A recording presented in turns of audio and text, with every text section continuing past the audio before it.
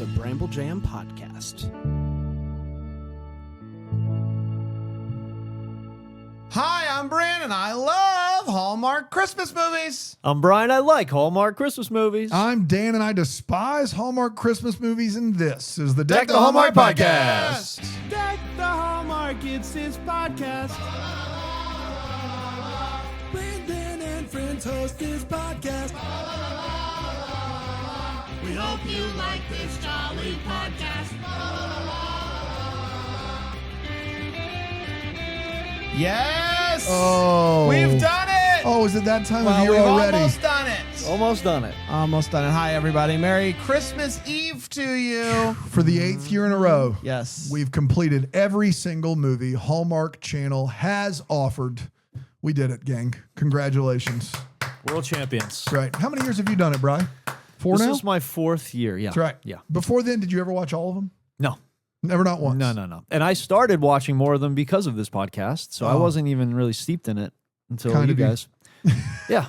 And so thanks a lot. And now here we are. Here we are. Look at Here that. we are. We have one movie left to talk about, which is The Christmas Baby. The Christmas baby. Very baby. excited to dive into that. But I do want to know, Brian, what are Yeah. you doing tonight? Christmas Eve? How are you getting ready for the big guy? Oh man, we're doing a nice chill night. Chill night. We do it. We open a present. You Oh, know, you gotta Christmas open a Eve. present. Yeah, Yeah, and so we'll just kind of chill out. We don't. PJs. We see foots of PJs. Yeah, Yeah. do you do matching PJs? No, No. we've never done that. My family. Shocking. Do you? You Yeah. do that? Oh, Well, everybody yeah, watches. we do a PJ. Yeah, Sure. instead Yeah, of- we've never done that. No, we haven't either. No. And if we did try to, at this point, it would be a battle. So we are didn't start getting early enough. Elf pajamas this year. Oh, you Yeah, are. I was gonna say, But- Dan, I'm surprised that your family does. No, matching? I don't know, but we have done my one year. I just know your kids love a theme. They love You a theme. it just feels like it'd be right up the. Yeah, they probably would Yo, be down Allie. for it. Yeah, Hi, I'm Allie. yeah. One time, Sarah, my wife, got matching pajamas with her and our dogs, Okay, where sure. they all I got like matching that. PJs with her, which was a fun day. before the kids. Yeah, I think Yeah. so. It was at least, or the kids were too young, like Yeah. they were babies. Yeah, it screams before the kids. Yeah. Yeah. Dan, what about you? What are you doing tonight? So as soon as we finish here, I'm going to go over to my parents' house. And we're going to do Christmas morning on Christmas Eve morning, which is a tradition we do with my parents and my kids and my brother and his kids. And it's the 10 of us, and it's a lot of fun. So that kicks off the festivities. Then this evening, we'll be back at the house. We'll probably open a gift, try to get the kids to bed or watch a Christmas movie, get the kids to bed relatively early. So that hour and a half of them not going to sleep still gets them to bed at a normal time, and so they can wake me up early and I can go to bed at a reasonable time. Yeah. Wake me up. My kid for the last week has been like, Dad, we have X number of days of school left, and then it's Christmas break, and one of those days is Christmas, and I'm going to jump on you so hard on Christmas morning. Oh, man. He was like, we have to wake up Mom and Dad. Ray, I called Dad. I'm gonna jump on you so hard. That's right. So we put a moratorium on that. I think you can't get us up before 6. Like, you're not getting us up before 6. But big doings. Then tomorrow is just the best day of food. I was just what's become a thing in my house is that I ate what I would consider bad growing up for Christmas Day. I'm going to eat, like, we're smoking a tenderloin. We got king crab legs. We got shrimp cocktail. We got egg rolls. It's just going to be a day of food, Christmas movies, and video games. How's it gonna make you feel when one day your kids have a podcast and they say that they ate bad growing up? I will. What they would consider if bad that's their food. opinion, that's fine. I mean, my mom's probably listening to this episode, whom I adore, and she also is one of the best bakers in the world. The food that we ate on Christmas Day was all country cooking from both of my grandparents, and it was not my thing, and it still isn't. It all just is kind of mush and beige and not my thing. And I think my mom would be fine with that. I think she probably already knew that. If one of his kids says that, he's going to jump on them so hard. I'm gonna jump on you so hard if you say that. You know what? But can you imagine a kid being 40 going, we ate so bad growing up. It was like, it was smoked I mean, tenderloin, crab legs. king crab, Smoked wings shrimp on cocktail, a Tuesday. egg rolls. Like, it was just too much. Like, I hated it. Yeah. Might bake something. You never know. Might bake a pie. Yeah, Might bake my wife a cake. Yeah. I'm into baking now. So I'm That's just going right. to do it right. You know what I mean? Extracurricular baking. You got it. Psalm Live. Yeah. By the way, really good show. Do you guys open a little gift on Christmas night? Yeah, Or we'll Christmas Eve let night? them open their PJs, their footsie PJs. Footsie PJs. Probably. That'd be my guess. I've not really talked to my wife about it. We've never really had a consistent thing there. But I can't put the gifts out until they go to bed because they just are relentless. Right, Forget of about it. course. So Forget about my parents used to put gifts out slowly. Really? My parents did too. And- Really? And we would just not. We would just not. Yeah. And And like That's we crazy knew that you would not. we knew not to, and like we just didn't, and it was all good. I would whenever my parents weren't around, I would go over there. Yeah. I would open up just a tiny bit of the corner, just as much as I Yeah. could get away with. Yeah, Kind of get a good, not a total spoiler, yeah. but just like a little bit. And I would see like the color and the shape of the box and whatnot. And I would try to figure out like based off of my list. Heck yeah. And then I would go over, I would grab the tape and I would just tape the corners up. Wow. I'm One sure gift if that's they really 67 looked, pieces What of a tape. move. they could know What a that move. I did. But I remember that Yeah. distinctly. My kids would open all, like they can't keep a secret, and they have no ability to wait for Christmas morning. There's just no way. They would be shaking them and opening them, and they would just be nonstop. Yeah, 100%. For sure. Because I don't want to know, but I want to try to figure it out. That's right. Yes. But I don't want it to be spoiled. You don't want it to be Or spoiled. spoiled. Or spoiled. No, it's different. After this, Don't- guys, no, No spoilers. after this, I got to fly up to the North Pole for Christmas final? morning. You got Santa? You got the big we, guy? We are interviewing Santa today on Christmas morning, so that's a big Wow. deal. Come over what a get. and hang. I know. Come and hang out with us. He's typically quite surly fella. So. Yeah. Sure Yeah, is. because that's what I looking forward to remember. that. from the And years. Listen we to we Christmas do morning. we do the ornaments on Christmas Eve, so we each get an Oh, ornament. very nice. You So and your- yeah, that's a great tradition. I get my wife one, and then my wife and I get our it's a kids one. great That kind tradition. I love love that. it. described today. This year Yeah? is they both have 6-7 themed ornaments, but you do it. based around another thing that they love. Okay. I'm so So- excited to. Because I do want to just I 20 want them years to from now. remember Yeah. Acknowledge it. Right. the fact For that the record. in 2025, Yeah. you noodleheads ran around That's right. going 6-7 For no reason. nonstop. And like in 20 years, we're going to be like, what? Just like, that was the weirdest. Yeah. That didn't You think happen. we'll bring it back when like we get really old and our kids When are I'm- this age when and I we're am around in my like 60s 80? and Brand's in his 50s, I will make a 6-7 reference regularly. And it'll be great. When we turn 67, forget about Kids it. are going, it's "Oh, over. Are you Forget kidding about me it. right It's now?" over. Yeah. Kids But are I gonna hate it. love the idea because they're going to get all of these ornaments one day. It's 2050 for me. Yeah. I turned 67 in the year 2050. How about that? So do I then, right? You're a year older, Okay. right? Were you born in 80? 81. Yeah, 2 years. So I was 83. But right at the end. Yeah. So you're a year and a half Yeah. older than me. Yeah. You're an old man. I don't know what to Dude, tell you. I feel it too in my bones. Yeah, and your bones are colder days. So you're it's about to harder. turn 44? Am I? Is that what? Yeah, I guess so. I think Yeah. so. The big 4-4, the man. Big 4. What's it like to be mid 40s? You're always 10 years older than me. Oh, always. How's Yeah. that right. feel? I forget that. We're still kins. 100%. Yeah. Yeah. What? Yeah. I'm using that right. We're still kids. I'm right. I'm using No, that right. no, no. We're still You guys want neppies. to talk about Christmas, We're baby? still nappies. That's right. Neppies. Merry Christmas. Oh, we're Eve, here for a everybody. movie. I hope you all have a wonderful Christmas. Eve. Absolutely. All right, let's talk about The Christmas Baby, the final movie of the year. It originally aired on December 21st, 2025, and it went a little something like this. Erin is awakened early by Woken the to be up. sound of her wife Kelly working on Christmas decorations in the living room, or living room, if you will. Wrong. Kelly is working on some crazy Christmas set decorations for the theater. She's working so hard on these decorations that they haven't even had time to decorate their own house. That night, they're at this award ceremony thing where Kelly is winning an award, and Erin is running a bit late because she's finishing up at work. She works at like a kind of like a UPS, and it's a very busy time of year, obviously. And she's getting changed when she hears someone come in. But by the time she goes out to see who it is, all she finds is a baby in a stroller, and she tries the Christmas baby. That's what you need to know. Christmas That's baby. the one. That's the Christmas baby. She tries to find the parent of said baby, but they are nowhere to be found.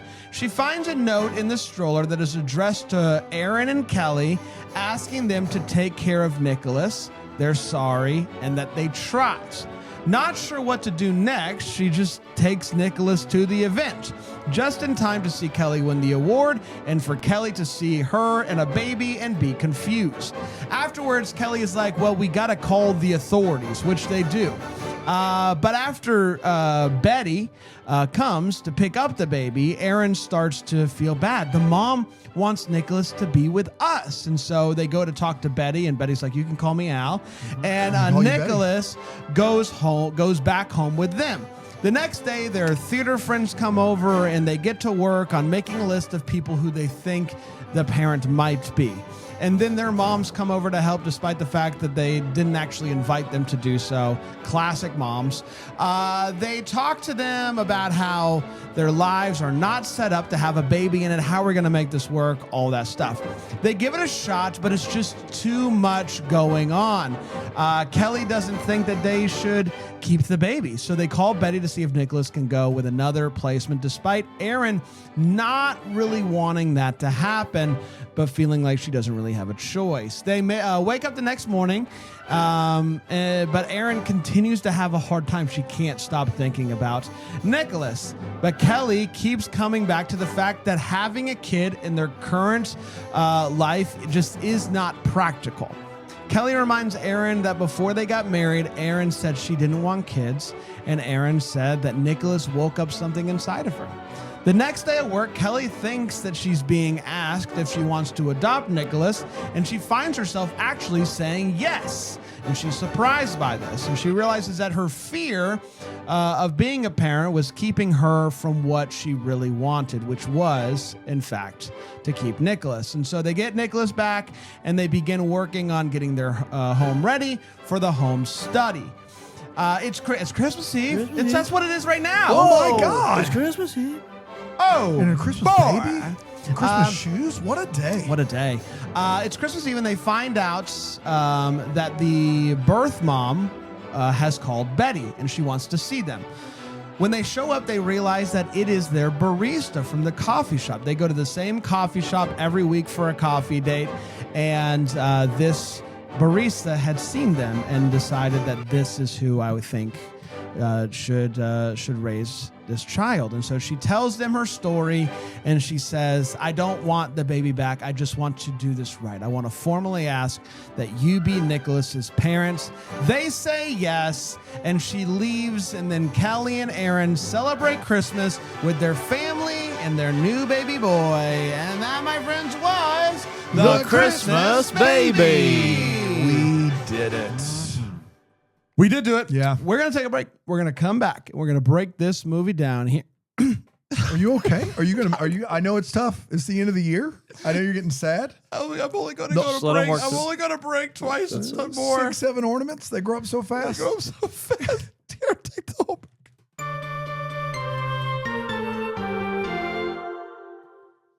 This episode is sponsored by BetterHelp. Therapy can give you the space you need to create new, meaningful traditions, providing clarity amid the holiday chaos.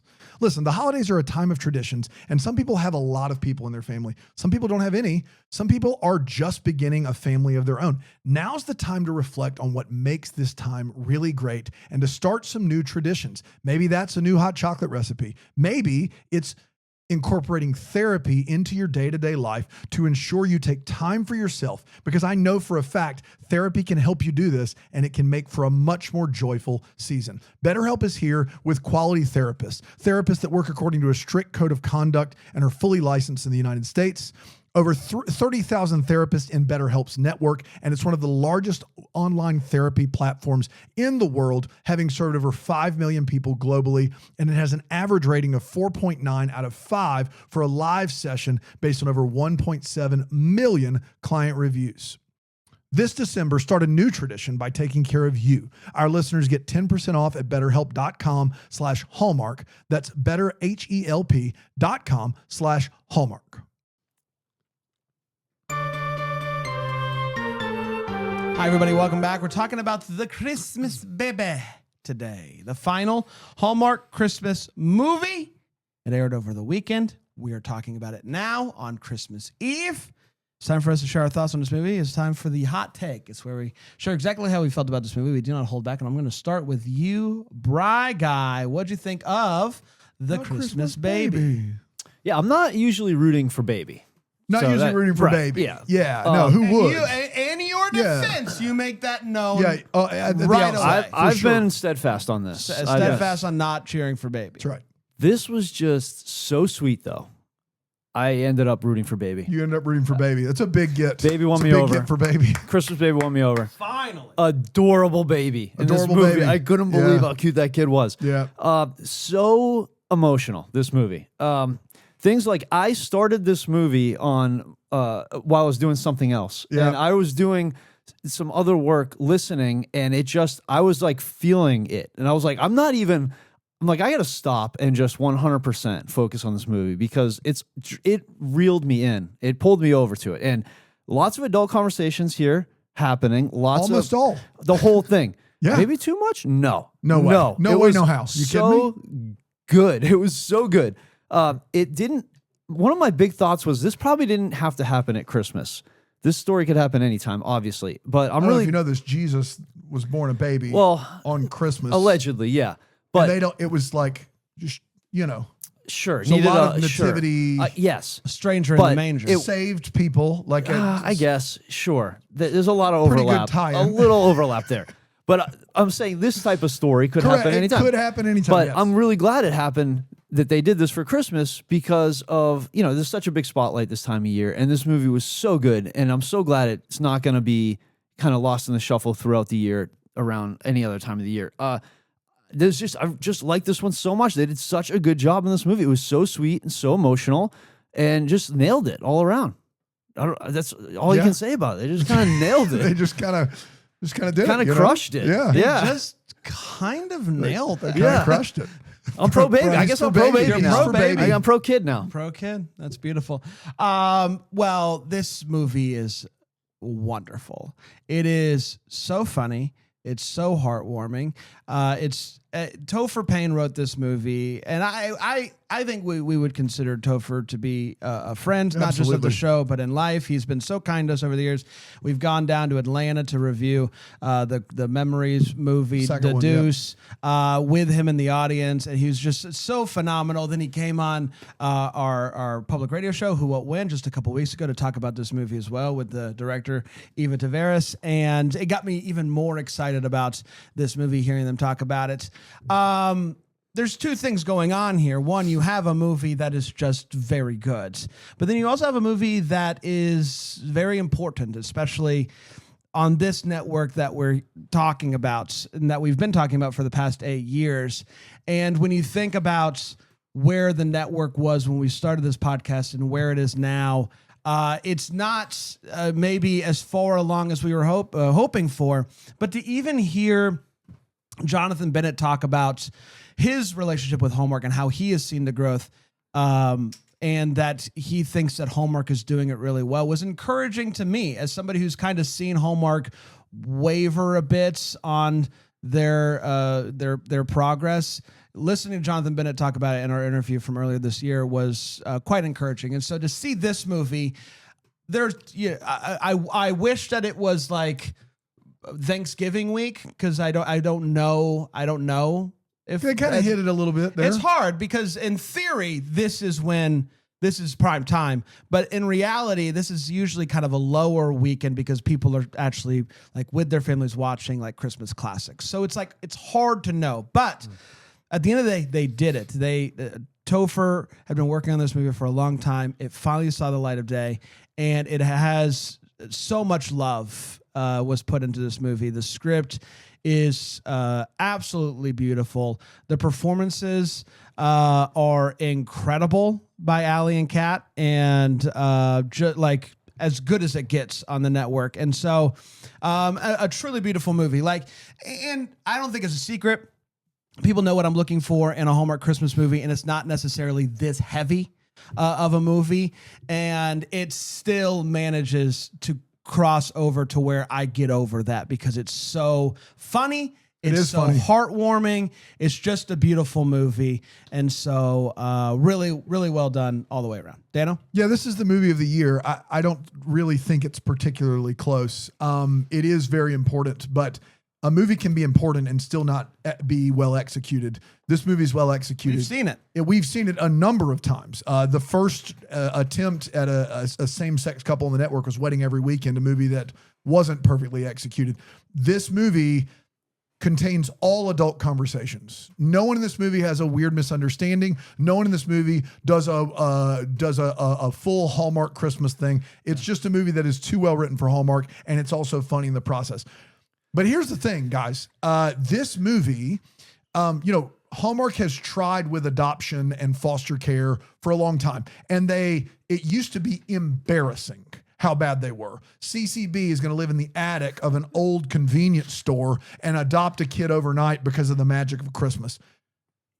Offensive. They've moved forward and they've done some aspects of what it means to be a foster parent and adoptee right. And make no mistake, it's a long process. They have to short circuit that process to fit an 83-minute movie. But this is the first time Hallmark has successfully shown a movie that showcases the entirety of the beautiful, messy, tiring, trying, unconditionally wonderful, and simultaneously terrifying experience that is foster care and adoption. Because sometimes what you want isn't what's best, and sometimes what's best isn't what you want, and sometimes they marry, and sometimes there's beauty in loss, and sometimes there's beauty in reconciliation. And this movie pays homage to all of those emotions. It's never trite in the process. So is it important because of what it showcases about equality and about inclusion and about representation? Yes, but it's also important to showcase the beauty that is the imperfection of foster care and adoption. The beauty that is the ultimate uncertainty of what it is to have someone in your life that you would do anything for and not knowing if that person will be there from one day to the next, and doing it anyway because it is your default response, because that's how you're wired. It's awesome. It's an awesome movie. It's also very funny. It's also just a really Christmassy movie. It checks every single box.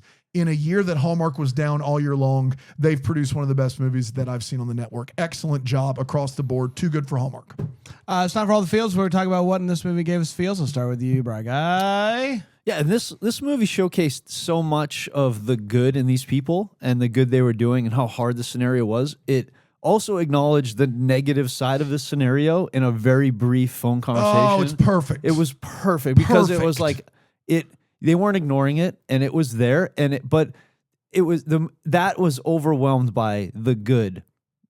It was sort of it was funny because you get that acknowledgement of the reality and what some people, the negative side of this, but they're showing the good in these people. Right. They're not telling you that, trying to line up a defense by just telling you. They're showing you the whole movie how good they're the good they're doing. And so the way that was represented and balanced, and not even balanced, the imbalance of the good that of was love being conquering. Yes. And literally one line was mentioned, and just all the good, just an avalanche of just what was being done.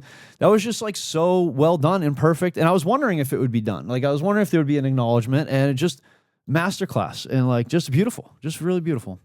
There is a scene where Kelly is talking to the home study guy, and she tells a story about the fish and the burrow and all that stuff. And it was a beautiful story, amazingly acted. It was great. And then they bring it back when the birth mom shows up, and she is talking about, all of the things that she was sharing about her family. And she goes and she's like, "There's this fish." It's hilarious. And then Erin goes, "No." It's so and it was so funny. So perfect. Because I think most of us have this thing where we tell a story and we see that it went well, and we're like, clock that away for later. And so she clearly clocked it away for later, and she's like, "I'm gonna bust it out now." And Erin's like, "Not the time." And it was great. And it's just it was a perfect, exactly how that would go with somebody that you love. When you really know somebody, you're like, No, this isn't. It was so funny. Not your moment. It was great to have this very beautiful story and to bring it back and have it be very funny. It was very well done. Dano? 3, but I'll go through them really quickly. There's a line given by Barbara Niven, who's kind of an unsung hero in this movie, who kudos to her to lend her kind of presence as a Hallmark, stalwart to this movie. she says, whenever there's room for kindness, I'm in favor of it. I love that line. I think it's a beautiful line. I think it's very well written. Kat Barrell gives a speech about this fish that moves the grains over and over again and then just does it again. It is as well embodied a picture of what it means to be an adoptive parent that I've ever seen. And the idea that not only do you love being a parent so much and you love your child so much, but you love it not in spite of it being something that doesn't have to be reciprocated, but because of that. You're not worried about your kid having a bond with you because it purely is, I'm going to pursue and love this child and do what's best for them. It doesn't matter. And that's beautiful and amazing and well written and expertly delivered. But lastly, and Brian mentioned this, this movie does a good job of spotlighting all of the aspects of adoption, and it can be very discouraging, I think, to read comments online. You can go to the comments. I bet you Hallmark posted this movie, and I bet you'll find a lot of hatred in the comments. And I hope that they're met with a lot of love and a lot of kindness and a lot of redirection that is constructive. And it can be very, very tough to get emails like we get sometimes from people who actively don't want to see this. And everything in my being and in my raise says most folks that are going to have a problem with this movie have grown up with a very specific code. And that code is that human beings are image bearers of an almighty. They're image bearers. They literally retain certain aspects and images of their creator. And also, I know that even in Greenville, South Carolina, there's a massive nonprofit in Greenville, South Carolina that facilitates foster care and adoption that would never have allowed Allie Liebert and Kat Barrell to adopt this kid, and they would have preferred that child be in an orphanage somewhere because of who they are. And this movie, all of my anger and rage about that is sated by a movie that goes, if those people think that's what an image bearer is, then they don't know the image of their creator.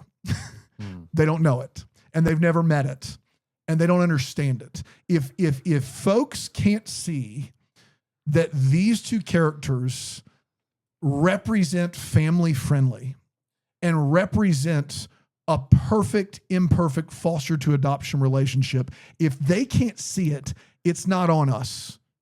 They've never met unconditional love. They've never met an almighty creator, and they've never understood image bearer. So thanks, movie, for doing this to keep me from just rage commenting on a weekend, because this movie responded kinder, gentler, and with more love than I would have, and it has left an impact on me. I don't know how you got that from this movie, but sure. Yeah, we're going to take a break. We're going to come back. I'm for baby. You're for baby. Yes. That's I what think you we need. all are. That's Yeah. for baby. Yeah. We're going to take a break. And we're going to come back. We'll get to the way, what, and the what, the Hallmark here on Deck Deck the the Hallmark.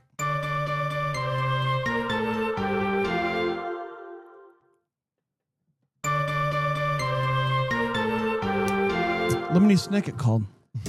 It's unfortunate. Yeah.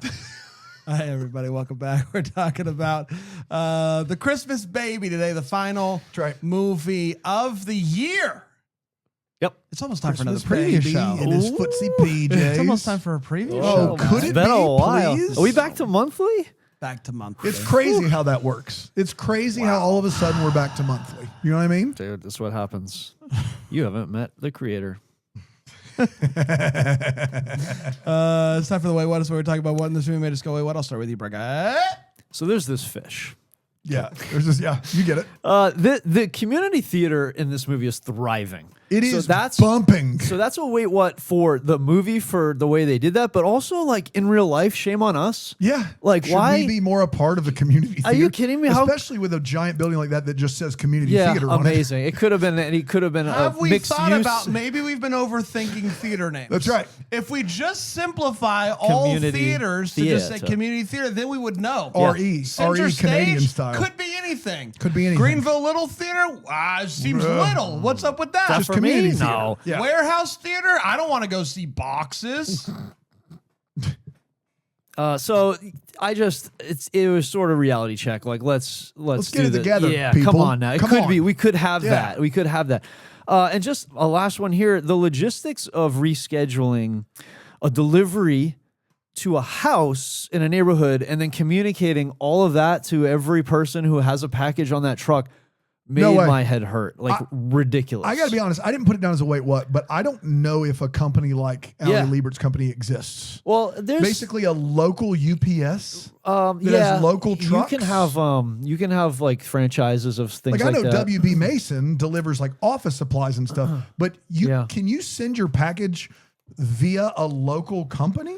I maybe you can, and I just am dumb. It's very likely. My brother worked at a place that was like a local, like not a post office, but a like UPS type of store that was just a guy who bought into a franchise, and you could go there and ship stuff, and you could pick up stuff, and you could buy like things to ship and other like little trinkets and stuff. So I think stuff like that kind of does, but on this level where she's getting a big delivery of I don't know. Managing all those trucks, there's just no way. That's a lot. Yeah. So that was just a big, I don't know about that.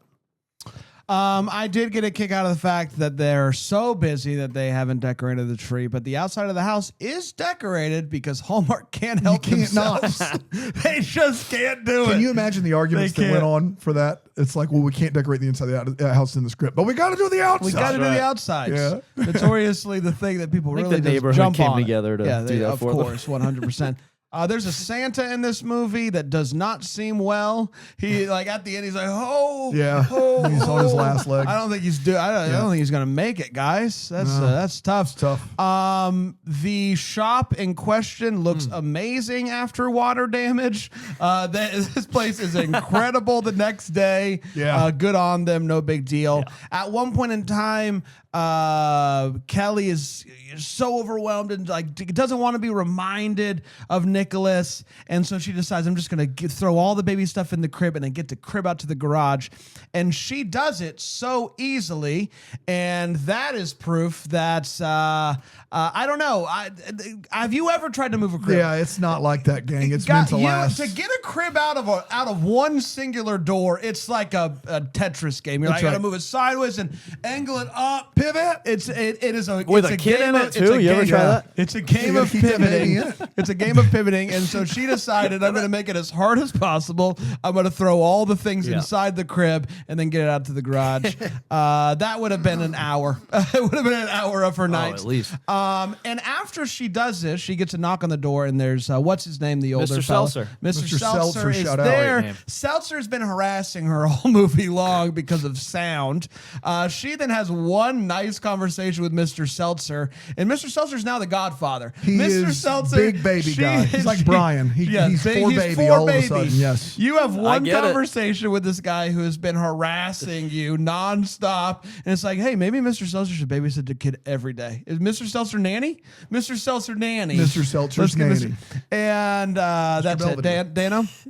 Yeah, when I believe Ali Liebert's phone dies, it makes a noise straight from an Atari. It makes a noise that it existed before cell phones. Yeah. They could have put any noise in there, and they were like, what if we did the noise from Pong, from Pitfall? What if we did one of those noises? You didn't hear when and go, oh, that's the phone. That's the phone dying for sure. Doop, doop, doop, doop. It's down. When Cat Barrell, or when Ali Liebert shows up to Cat Barrell's big acceptance thing with the baby, afterwards one of the friends reads the note and then goes, I bet it's someone who knows you. Do you think? You gotta start somewhere. This is the one bad line in this whole movie. They wrote their names on it. Sir or madam, they wrote their names. Of course they know them. What do you mean? You bet it's someone. Let's start there. Let's work our way from there to like a medium who just knows names but not people. Let's not let that enter the possibility just yet. How old do you think Nicky is going to be when his moms tell him that they gave him back twice? Because they did give him back twice. And I think you'll understand it, but they gave the baby back twice. Depends on what age they tell him. Yeah, that's going to be teenager later conversation without question. The guy that shows up to do the home inspection is a guy named Jeffrey Thayer. That's his name.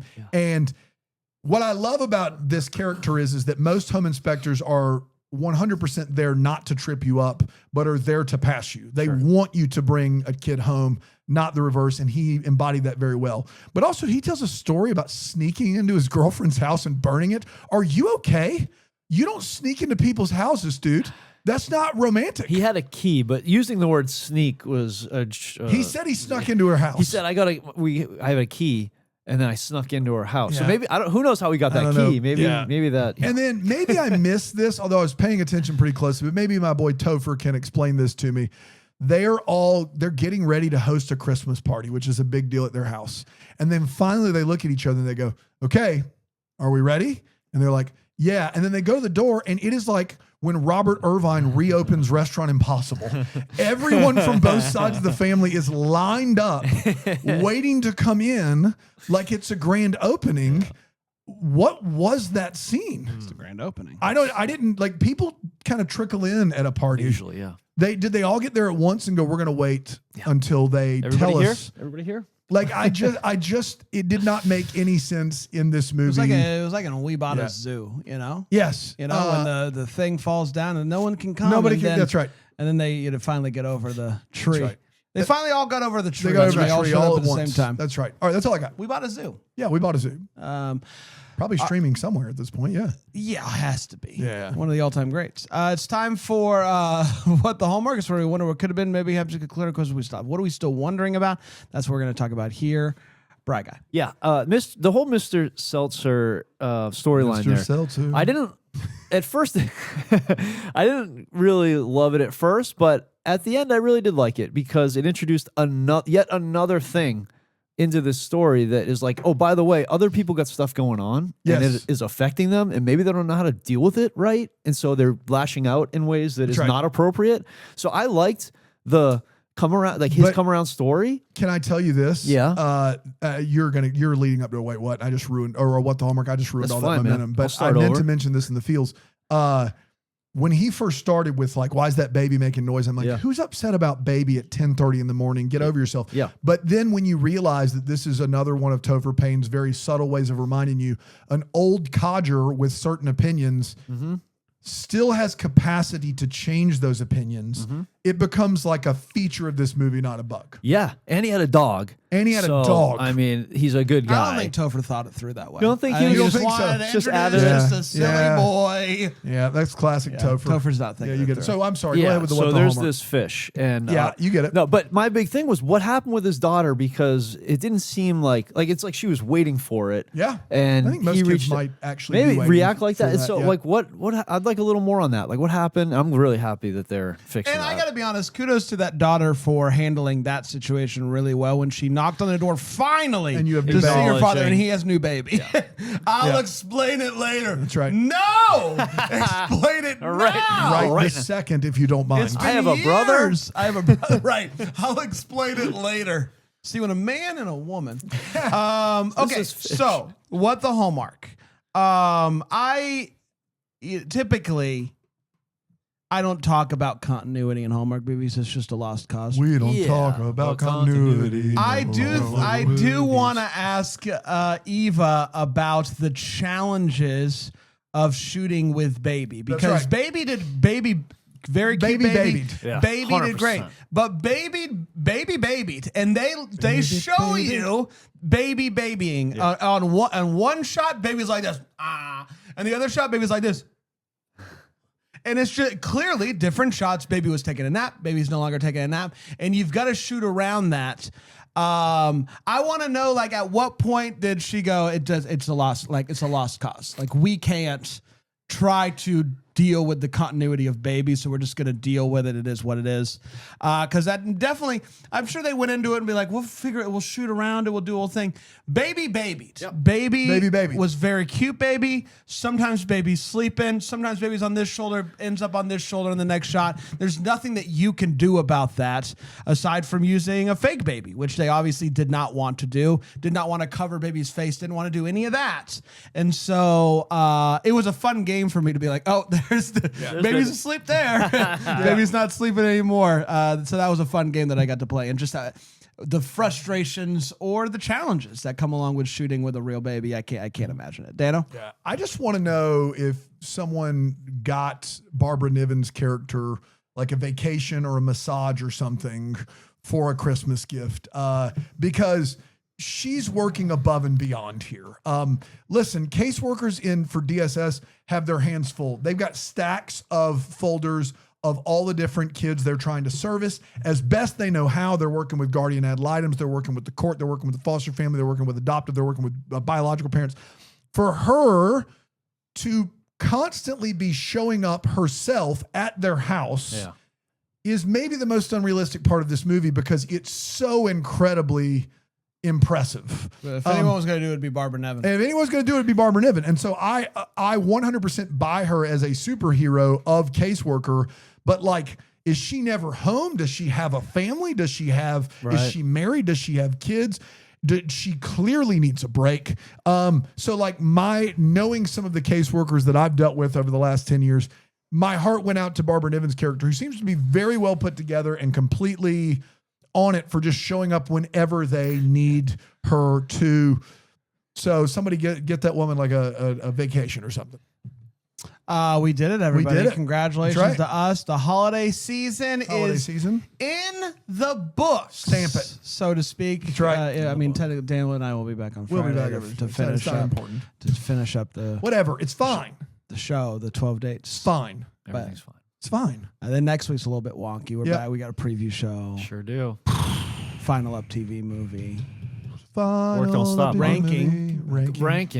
But it is Christmas Eve. It is our final Hallmark Christmas movie of the year. And so means one thing and one thing only. Sir, I want to buy these shoes for my mama, please. It's Christmas Eve and these shoes are just her size. Could you hurry, sir? Daddy says there's not much time. You see, she's been sick for quite a while, and I know the shoes will make her smile, and I want her to look beautiful if Mama meets Jesus. I never saw a glimpse of heaven's love as it sent me right out. I knew that God had sent that little boy to remind me what Christmas is all about. Sir, I want to buy these shoes for my mama, please. It's Christmas Eve and these shoes are just her size. Ba-da-da-da, could you hurry, sir? Daddy says there's not much time. You see, she's been sick for quite a while, and I know the shoes will make her smile, and I want her to look beautiful if Mama meets Jesus. I want you to look beautiful if Mama meets Jesus tonight. And we're the first to wish you a Merry Christmas! Deck the Hallmarks of Bramble Jam podcast produced by Brandon Gray and that Greenville, South Carolina. For more information on the show, you can go to deckthehallmark.com. Follow us on the socials at Deck the Hallmark. Find the best corner of the internet all year long. Ad-free podcasting, live video, watch-alongs, and movie chats only on BrambleJamPlus.com.